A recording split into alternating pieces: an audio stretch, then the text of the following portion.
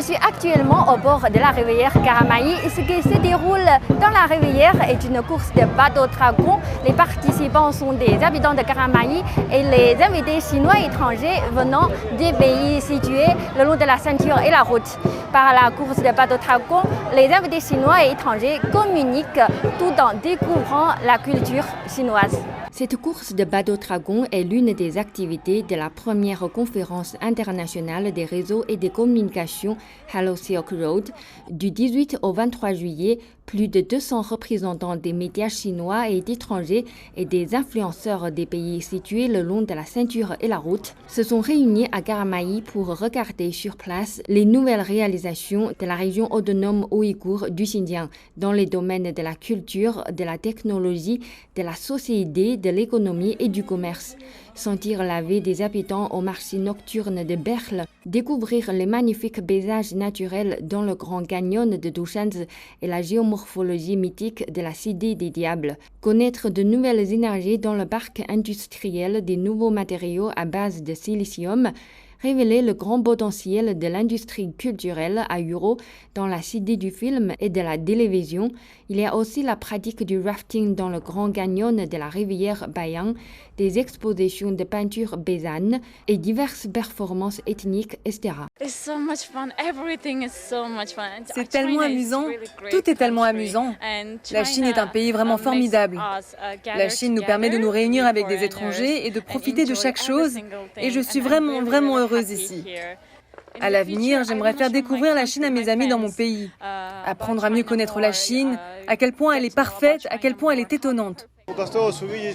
J'ai eu le plaisir de voir et de parler à de nombreuses personnes qui vivent ici et d'en apprendre davantage sur leur culture. Ce qui se passe ici, ce qu'ils font, je dirais, j'en ai eu une très bonne impression. J'espère revenir ici à l'avenir pour en savoir plus et être témoin de tous ces événements. À Karamaï, je pense que c'est une merveilleuse ville, une très jolie ville. J'aime particulièrement les habitants d'ici parce qu'ils sont tellement charmants, ils sont tellement accueillants, tellement souriants. Donc j'aime beaucoup cette ville, c'est une merveilleuse expérience. En plus des activités, le 23 juillet, des représentants des médias chinois et d'étrangers, des influenceurs de l'Internet et des universitaires chinois ont lancé un dialogue sur le thème de la communication internationale. Le mérite de la mondialisation de l'Internet chinois revient en grande partie aux jeunes. Ils ont en effet pris les devants dans de nombreux aspects de la création de l'Internet avant-gardiste. Par exemple, les vidéos courtes, les animations, les œuvres de science-fiction, les jeux, les sports électroniques et la musique sont tous en plein essor. Et j'ai remarqué que ces dernières années, le Moyen-Orient, l'Afrique et l'Asie du Sud-Est ont commencé à avoir une attitude plus favorable à l'égard de la Chine qu'à l'égard des États-Unis. Même en Europe, aux États-Unis et dans d'autres pays occidentaux, les jeunes ont une opinion très favorable vis-à-vis de la Chine. Cela montre en soi que la communication par Internet est en train de changer le monde. La vérité est que l'anonyme en ligne enhardit les utilisateurs au-delà de ce qu'ils feraient ou diraient normalement dans une interaction face à face. Nous pensons que mettre fin à l'anonymat sur les réseaux sociaux contribuera grandement à faire en sorte que les comportements répréhensibles soient sanctionnés et à garantir la sécurité de tous les utilisateurs. Les réseaux sociaux chinois sont soumis à ces contrôles depuis un certain temps déjà, mais nous n'avons pas encore vu de mesures similaires mises en œuvre en Occident. Cet événement a été organisé lors du 10e anniversaire de la construction conjointe de l'initiative La Ceinture et la Route. Il visait à mettre en lumière les réalisations des échanges culturels entre la Chine et les pays étrangers, à promouvoir la compréhension entre les peuples de tous les pays, à apporter des contributions à la construction d'une communauté d'avenir partagée et de raconter l'histoire de la Chine au monde. Zhang Hui, CGTN français, Karamaï, région autonome ouïghour du Xinjiang.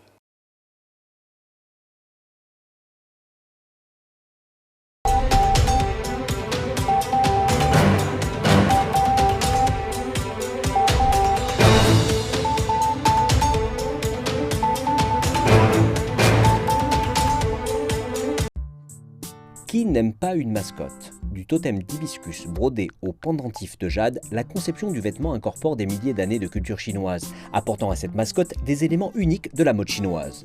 Wang Yuan est l'une des conceptrices des costumes. Son design s'inspire des symboles uniques de Chengdu, les montagnes de neige et les hibiscus, mettant en valeur l'harmonie entre la ville et la nature. Évidemment, l'inspiration vient aussi de cette salle remplie d'œuvres d'art de différents pays.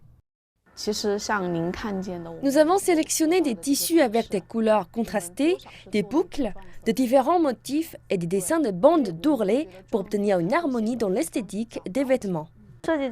Concevoir Rongbao a aussi été une expérience très émotionnelle pour moi. Je suis une ancienne joueuse de tennis de table junior et quand j'ai reçu ce projet de design, j'étais impatiente d'y intégrer mes souvenirs d'enfance et mes meilleurs vœux pour l'Universiade de Chengdu dans ce design. Ces vêtements caractéristiques combinent les concepts de mode, de jeunesse et de vitalité de l'Universiade. La conceptrice nourrit de l'espoir pour de futures créations. J'espère qu'à l'avenir, toutes les broderies et les matières de brocart sur les vêtements seront fabriquées à la main et que les techniques de l'héritage culturel intangible seront utilisées pour recréer les textiles. Les techniques du patrimoine culturel chinois quant aux vêtements impliquent des pièces de jade incrustées de fils d'or et polies à la main. Les conceptrices ont créé des séries de vêtements telles que la série de l'élément Han et la série en dénime. Depuis 2021, les designers du Centre de personnalisation avancée de l'Ouest de la Chine ont conçu plus de 30 ensembles de vêtements à travers 3 séries pour Rongbao, dont 11 sont actuellement disponibles. Nous disposons de 3 plans de design. Le premier intègre le patrimoine culturel intangible en tant que l'un des éléments. Le deuxième met l'accent sur le design à la mode. Et le troisième s'oriente vers la jeunesse. Les designers souhaitent utiliser la plateforme mondiale de l'Universiade pour promouvoir la compréhension de la Chine et de sa culture, faisant écho au slogan de l'événement « Chengdu fait des rêves une réalité ».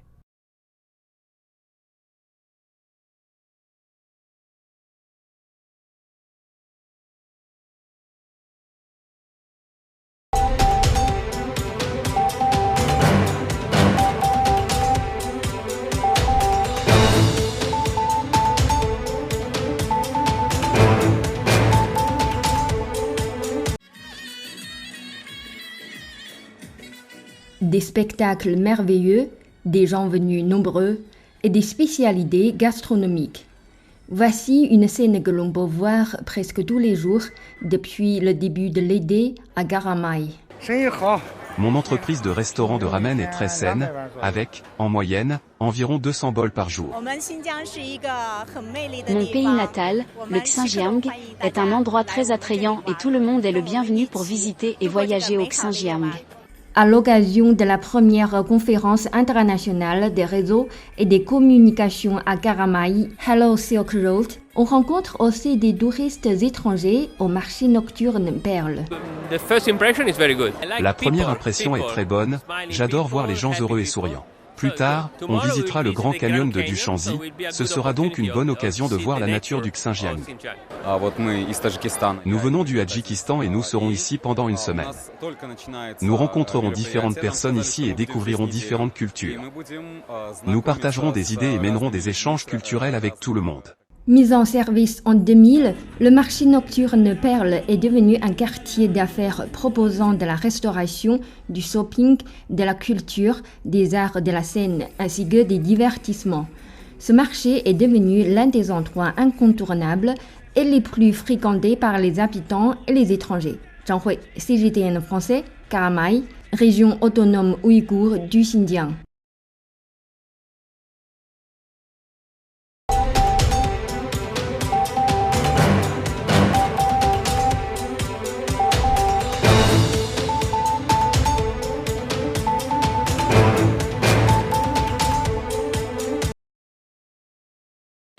C'est à bord d'un jet privé que le président de l'Union des Comores, Azali Assoumani, également président en exercice de l'Union africaine, est atterri à l'aéroport international de Pulkovo, Russie. Accompagné de ses proches collaborateurs, Azali Assoumani, comme tant d'autres dirigeants des pays d'Afrique, participe à la 2e sommet Russie-Afrique à Saint-Pétersbourg, 2e capitale de la Fédération de Russie. Parmi les thèmes retenus pour ce 2e sommet figurent la sécurité alimentaire et énergétique, le commerce et investissement, industrie et transfert technologique, ainsi que le partenariat scientifique et informationnel. Le sommet va regrouper une 50aine de chefs d'État et de gouvernement du continent africain africain autour du président de la Fédération de Russie, Vladimir Poutine, dans le but d'instaurer un nouveau partenariat mutuellement bénéfique entre la Russie et le continent africain. La participation du président de l'Union des Comores, également président en exercice de l'Union africaine, à cette deuxième rencontre, après celle de 2019 à Sochi, s'inscrit dans le cadre du renforcement de la coopération entre l'Afrique et la Fédération de Russie. D'abord, nous voulons remercier le Dieu Tout-Puissant parce que nous sommes très bien arrivés. Ce que nous attendons de cette rencontre, c'est des échanges fructueux sur le plan des développements économiques de l'Afrique. Comment la Russie compte appuyer l'Afrique pour son développement. Comment la Russie compte appuyer l'Afrique pour les nouvelles technologies. Comment la Russie compte appuyer l'Afrique pour lutter contre ce qu'on appelle la sécurité alimentaire, notamment des apports en matière d'agriculture, en matière de technologie, nouvelles technologies, en matière de nouvelles TIC. La Russie s'est engagée dans les programmes dont on est amené à valider aujourd'hui, d'accompagner l'Afrique dans le domaine scientifique, de former l'Afrique sur l'industrie des pointes, d'aider l'Afrique à son industrialisation. Mais ce qui est assez aussi intéressant, si nous y arrivions bien sûr, c'est l'engagement de la Russie de faire le point tous les 2 ans pour voir ce qui a marché, ce qui n'a pas marché. Et justement pour les jeunes, la Russie s'est engagée à former les jeunes surtout sur des domaines scientifiques, des domaines où l'Afrique a besoin. Et justement, il s'est engagé à ne pas former des professeurs d'histoire, des professeurs de langue, des professeurs de ce que nous voulons, mais former l'Afrique dans la technologie, parce que c'est la technologie qui manque en Afrique, c'est les sciences, et il s'est engagé à nous accompagner là-dessus. Je pense que c'est ça qui est assez intéressant. Mais nous allons aussi travailler pour parler de la paix dans le monde, c'est très important, c'est très nécessaire. C'est le but aussi de ces déplacements, permettre de discuter aussi de la paix dans le monde, et c'est très important. Le sommet et le Forum économique et humanitaire de Saint-Pétersbourg se veulent alors des tremplins pour explorer tous les domaines de coopération, notamment la politique, la sécurité, les relations économiques, la science et la technologie, ainsi que les sphères culturelles et humanitaires.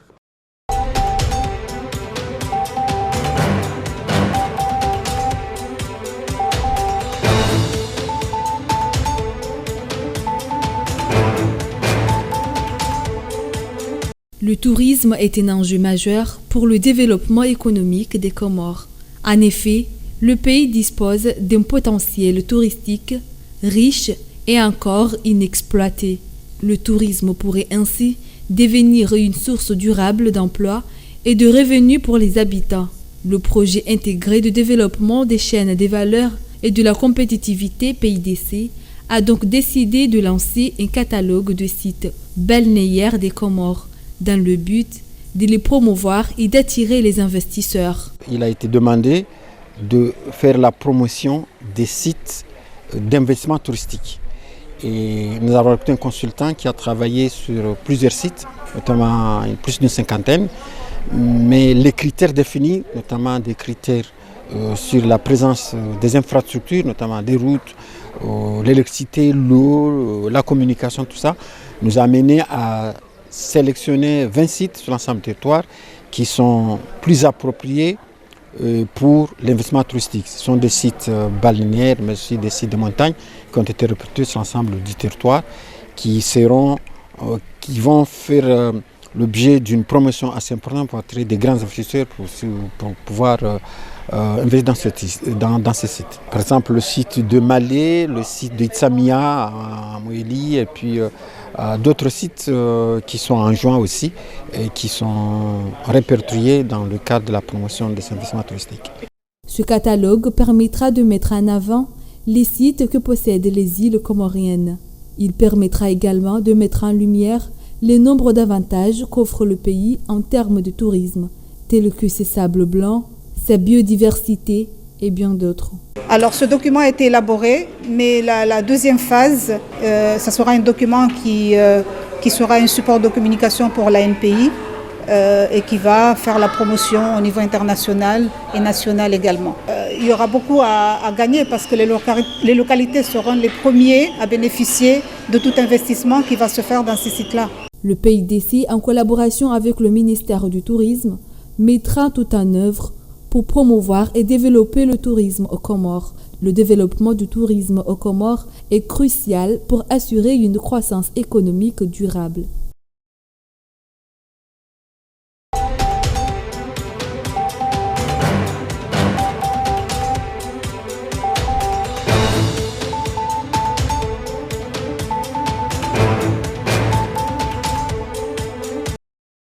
Les travaux de réhabilitation de la route RN2 Mitsuji-Fumbuni se poursuivent. La société en charge du projet avait initialement prévu un délai de 24 mois pour terminer les 38 km.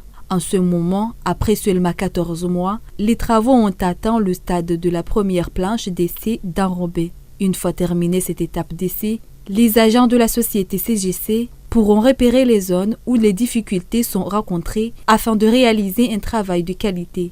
Cela permettra de prendre les mesures nécessaires pour la réhabilitation des infrastructures routières. Quand cette place d'essai se tient bien et que ça répond aux normes et aux spécifications techniques, donc nous allons continuer parce qu'il y a des zones, dans les 38 km qu'on est en train de réhabiliter, il y a déjà des zones, des kilomètres qui sont déjà prêts pour recevoir les enrobés.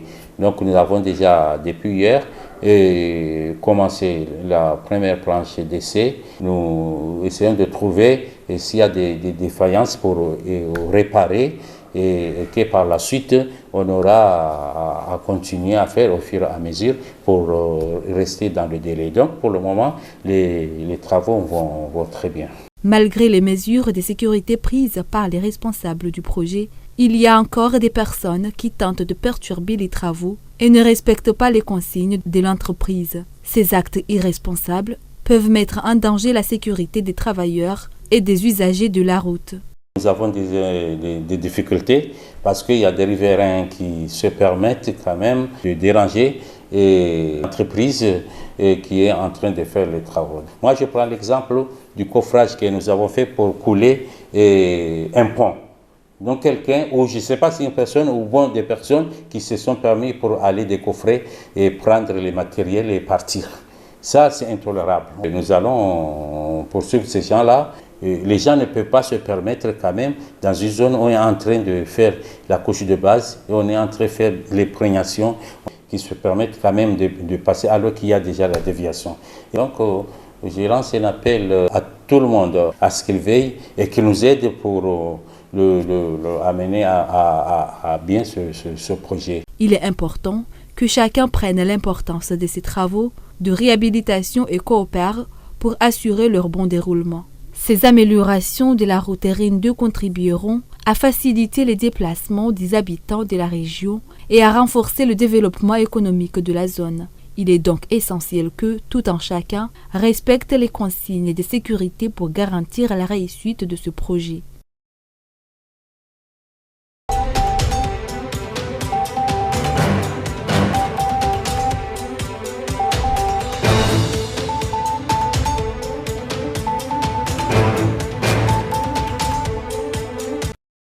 Les travaux de réhabilitation de la RN2, du borne kilométrique 48 au borne kilométrique 78, des travaux qui ont débuté fin mai, financés par la Banque mondiale. Décidé par le Conseil des ministres du 12 juillet, la réhabilitation des autres parties endommagées de la RN2 va également commencer. Cela se fera avec l'argent pur du gouvernement. Le nombre de voitures circulant sur la RN2 ne cesse d'augmenter.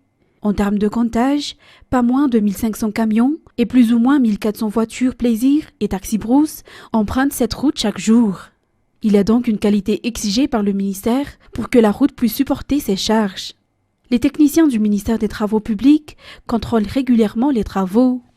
L'entreprise responsable du réhabilitation aura pour responsabilité d'entretenir la route durant 1 an après la fin des travaux, d'après toujours les explications.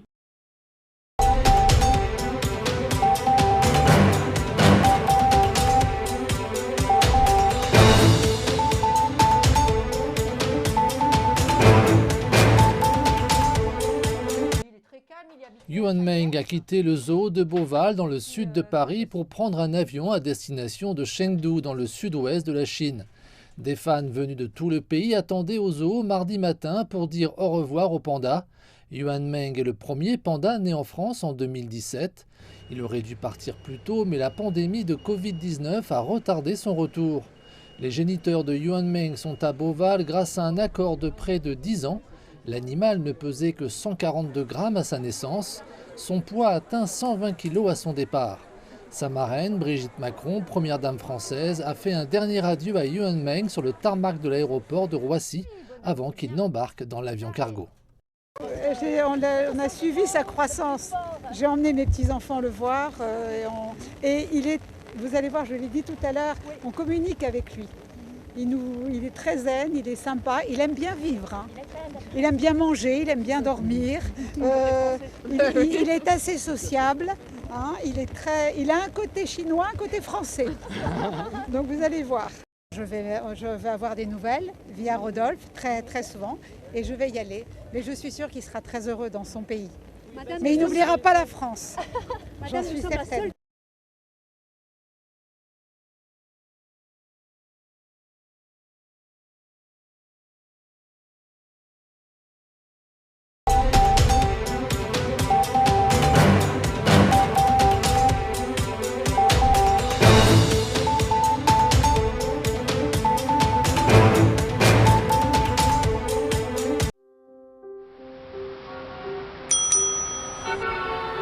L'équipe chinoise de gymnastique regorge de talent. Aujourd'hui, une personne mystérieuse venue de loin nous attend dans la salle. Adriana est en train d'enseigner. Pour ne pas la déranger, on l'attend ici en regardant qu'elle donne les cours. Elle n'est pas championne, mais elle joue un rôle important dans la réussite de nombreux champions du monde.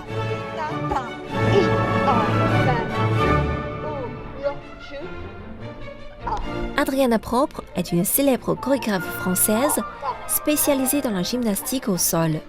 Depuis 1988, elle a réalisé les chorégraphies des plus grandes gymnastes dans une dizaine de pays. Au cours de ces 2 semaines en Chine, Adriana va aider l'équipe féminine de gymnastique à préparer les Jeux olympiques ainsi que d'autres compétitions. À la fin de l'université en 88, pour rester avec mon mari, j'ai renoncé à la gymnastique rythmique pour l'aider, lui, à faire les sols, donc mon métier qui est maintenant. Il m'a dit, viens, tu vas m'aider à dérobotiser les gyms qui sont trop coincés, trop musclés. Tu vas les faire un peu plus naturels et plus fiables à la gymnastique. Et comme tu es spécial, peut-être tu vas faire quelque chose de spécial. Et en 88, j'ai commencé à faire des sols. C'est pour ça que vous avez changé de... Oui, de métier. De gymnastique, oui. De rythmique au sol. I, A, 5, 6, 7, ba, pam. Bravo.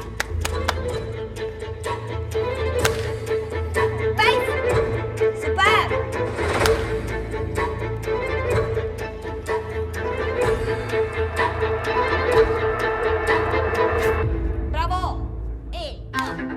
En gymnastique au sol, les athlètes doivent réaliser leur performance sur un praticable de 12 mètres sur 12. Les femmes doivent terminer leur prestation en 90 secondes. Outre les éléments acrobatiques, la chorégraphie constitue une part importante de l'évaluation. La fusion de la musique et de la danse accentue le côté spectaculaire des compétitions.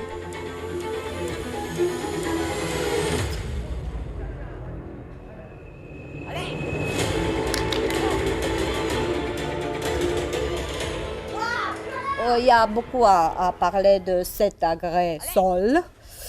Donc, je laisse le coach faire des acrobaties. Il y en a 3, on va dire.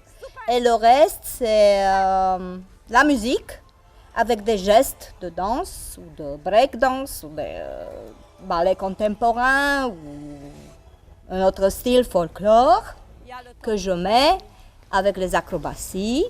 Et ça fait l'histoire de la musique ou de la fille ou de le film. Ou, voilà. Ça dépend quelle musique on choisit.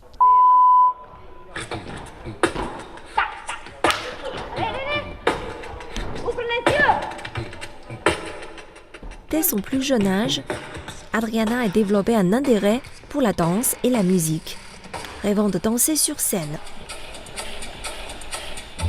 De grands stars qui a inventé la vidéo, par exemple Michael Jackson, Madonna, des superstars qui dansent, qui chantent, Je voulais faire partie de ces groupes de danse de grands chanteurs, mais c'est bien d'être chorégraphe en gymnastique.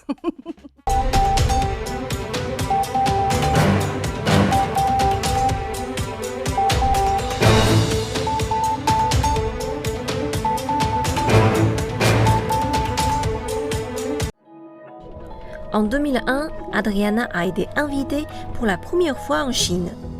Depuis, elle s'y rend régulièrement pour créer ou affiner les chorégraphies avec les entraîneurs et les athlètes. C'est des différents athlètes, mais chaque fois que je venais, il y avait 1, 2 ou 3 que j'avais touchées petites, qui grandissaient et qui m'ont aidé à savoir les autres nouvelles. Donc, j'avais toujours une espèce de continuité, on va dire. Dans la salle de gymnastique, Adriana s'engage dans la quête de l'excellence aux côtés des gymnastes chinoises. Elle a également noué des liens d'amitié avec ceux qui partagent sa passion. Après l'entraînement, Adriana a convié son interprète et 2 entraîneurs russes à dîner. Lors de ce repas, elles ont échangé leur expérience ainsi que les joies et les défis que la gymnastique offre. I think what is important is as a medic, maybe we are not good at gymnastics. You know, we know something about gymnastics, but we always watching gymnastics every day. Yes. From day Like to night. it's very strange. It's most of the people from outside they like to watch gymnastics, even if they don't understand. Yeah. La gymnastique au sol est à la fois une épreuve et un spectacle. Que les spectateurs comprennent ou non les détails techniques, ils seront impressionnés par la passion et l'expression des athlètes. The floor is the best moment to express yourself. I think. I should like to have more, but we don't have only 1 minute. Yeah. 22 seconds. Yeah. But it's unbelievable because for most of the time I can see the athletes working so hard and their face like always like painful sometimes. But I can see maybe a smile, maybe they enjoy the music and they enjoy to express themselves on the stage for just 93 seconds. It's a completely new scene for me in the gym. I think. Cool. Okay. Cheers. Après plusieurs voyages en Chine, Adriana a beaucoup d'amis chinois et ses connaissances sur le pays ne se limitent pas à la gymnastique.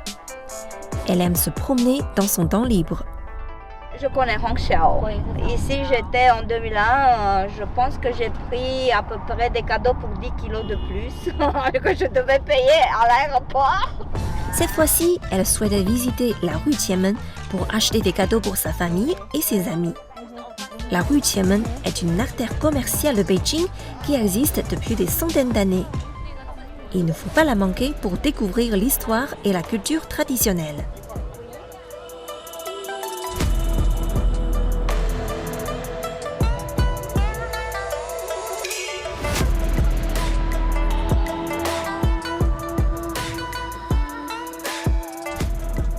En 2001, Adriana est venue en Chine pour la première fois. Cependant, son lien avec le pays remonte à 1991 lorsqu'elle a rencontré Ling Xuan, également gymnaste. Grâce à Ling Xuan, Adriana a eu l'occasion de venir en Chine. Il y a une longue histoire. Donc, on est arrivé en France en 92 et à partir de 93, moi je travaille sur tout le centre de Marseille et chorégraphie avec leur groupe. Mon mari avait un autre groupe de plus petites et les autres entraîneurs.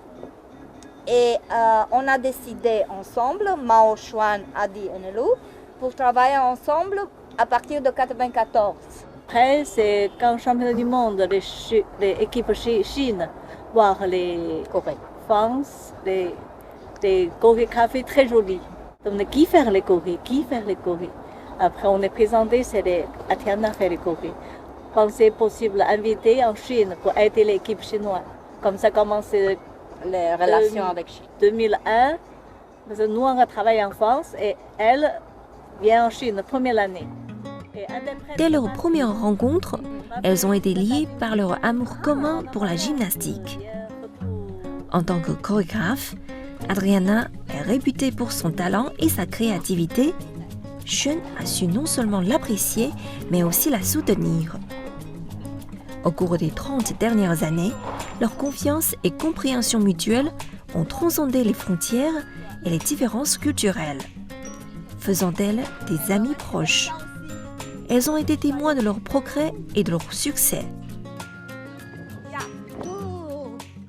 Quand je dis Xuan, j'adore Xuan parce que on est travaillé ensemble très bien. Très bien. Parce que, oui, grande confiance, comme gagner le temps, pour gagner le temps très vite fait. Et on est tous les deux, elle peut présenter, on dit oui, c'est très bien, ça, pas bien. Oui, on est rechange. Une nuit, minuit, tu sais, avec oui, Laetitia fille. Oh, avec 20 minutes. 40 minutes, oui. Oui, minuit. Bon.